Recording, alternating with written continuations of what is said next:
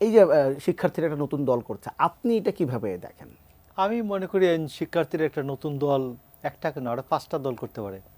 এটা স্বাধীনতার পরে জাসদ শিক্ষার্থীদের দল হয়েছিল, তবে সেই জাসদও শিক্ষার্থীদের দল না।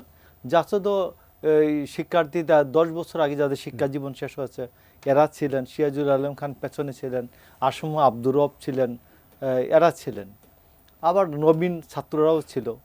তো এখানে ছাত্রদের দল কোথায়? আমি তো ওনাদের যে 1 নম্বর ব্যক্তি, ওনাকে তো ছাত্র দেখি নাই, উনি তো ছাত্র না, নাসিরউদ্দিন পাটোয়ারি তো ছাত্র না। তো যাই হোক, ছাত্রদের মধ্যে একটু সিনিয়র থাকবে, তো তরুণদের রাজনৈতিক দল তো হতেই পারে। আমি মনে করি এটা আমরা স্বাগত জানাবো। কিন্তু যে যখন বলবেন কেউ 53 বছরের রাজনৈতিক দলগুলি কিছুই করে নাই, তখন তো রাজনৈতিক দলগুলিকে মেলাইন করবেন আর আমি বসে বসে আঙ্গুল চুষবো, তা তো হবে না। আমি তো তখন আপনাকে আমি কথাবার্তা বলবো আপনাকে নিয়ে। এনজিও মার্কা যদি সংস্কার হয় 31 দফা, এনজিওর সবগুলা, এই বদিউল আলম মজুমদার এনজিও, এই কি নাম যে আমাদের রিজওয়ানা হাসান এনজিও, তারপর এই যে শারমিন মুর্শিদ এনজিও, সবগুলোই তো এনজিও আর গ্রামীণ এনজিও গ্রাম। তো এই এনজিও গ্রাম সরকারকে নিয়ে তো বলে তো এনজিওকে জাতীয় নাগরিক কমিটি তো সরকারের মধ্যে নেই। নাম্বার 2 হচ্ছে এটা সরকারে নাই। আমি তো শুনলাম যে সরকারের মতোই কথাবার্তা বলে যে ওনাদের যে যারা আছেন। তো বাংলাদেশের ইউনূস সরকারের সাহস থাকলে করুক তো দেখি, ডিক্লেয়ার করুক তো দেখি, যে কি বলে কি গণপরিষদের নির্বাচন ডিক্লেয়ার করুক তো। সাহস থাকলে করুক না, সাহস থাকলে করুক যে পার্লামেন্ট নির্বাচন করবে না, গণপরিষদের নির্বাচন করব, বলেন করতে দেখি। সে গভর্নমেন্টটা কয়দিন থাকে, কত ঘন্টা থাকে।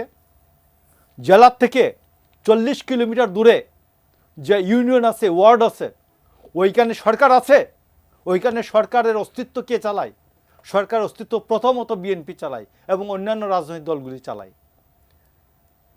ইয়াতে সন্ধ্যার পরে থানা লেভেলে, ইউনিয়ন লেভেলে পুলিশ ফাঁড়ি আর থানা লেভেলে থানার পুলিশ সন্ধ্যার পরে বের হয় না।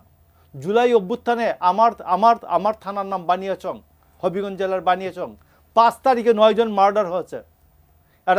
এরা কিছু বিএনপি, কিছু জামাত এবং অন্যান্য রাজনৈতিক দল এবং কিছু রাজনৈতিক ছাড়াও আছে কর্মী।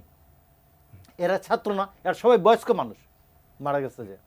তো 9 জন মারা গেছে যে, আমরা আসামি ধরতে বলি, পুলিশ সন্ধ্যার পরে বের হয় না। শিয়া বাটার ও ভিটামিন ই সমৃদ্ধ lily glam beauty soap. Lily, always beautiful. তো ওইখানে বিএনপির কর্মীরা আটক করে একজন চেয়ারম্যান, বানিয়াচংয়ের 4 নম্বর ইউনিয়নের চেয়ারম্যান, যার ছবি আছে বন্দুক হাতে এইভাবে 5 তারিখে 4 তারিখে, ওকে আটক করে পুলিশকে বলছে, ভাই একজন জামাই আছে, আসেন পালকি দিয়া নিয়ে যান। তো ওরা থানা পর্যন্ত নিয়ে আগাইয়ে দিয়ে আসছে। তো এটা হচ্ছে গ্রামীণ লেভেলের পুলিশের অবস্থা। আর আপনি বলেন যে বিএনপি সংস্কার, বিএনপি এই বিচারের বিষয়ে উদাসীন। তো বিএনপি যদি বলে যে আজকে বলে যে we are not concern about the কি বলে জাজমেন্ট, আপনি কালকে থাকবে, ইউনূস গভর্নমেন্ট থাকবে। আমি এই যে সন্ধ্যার সময়ও এই যে কি রিপাবলিক বাংলার সাথে ঝগড়াঝাটি করে আসছে যে Yunus government is legitimate government. Yunus government কিভাবে লেজিটিমেট গভর্নমেন্ট চিৎকার করে আসছে।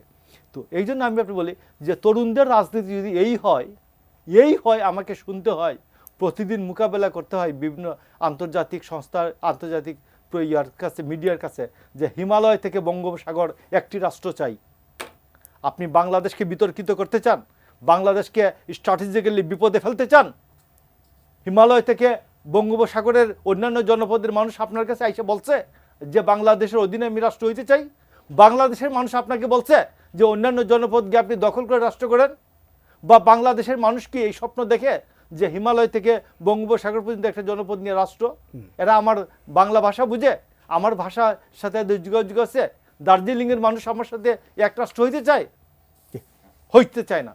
তো আপনি কেন বলেন? আবার এত সাহস, এত দর্শনের এত সাহস, আধা ঘন্টার মধ্যে আপনি ডিলিট করে ফেলেন।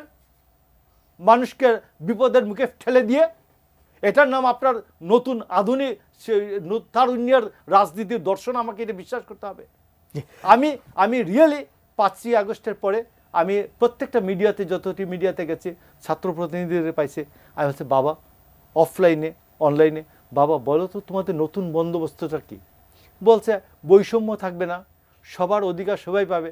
আমি বললাম এটা তো আমার 50-54 বছর আগে যে সংবিধানের মৌলিক অধিকারে লেখা আছে, সংবিধানের মূলনীতিতে লেখা আছে, তো নতুন কি হলো? কই না এইটাই তো, এটার নাম নতুন বন্দোবস্ত না। নতুন বন্দোবস্ত শেখ হাসিনা 2014-11 সালে যে পঞ্চদশ সংশোধনী করেছে, এই সংশোধনী হচ্ছে স্বৈরাচারের মূল ভিত্তি।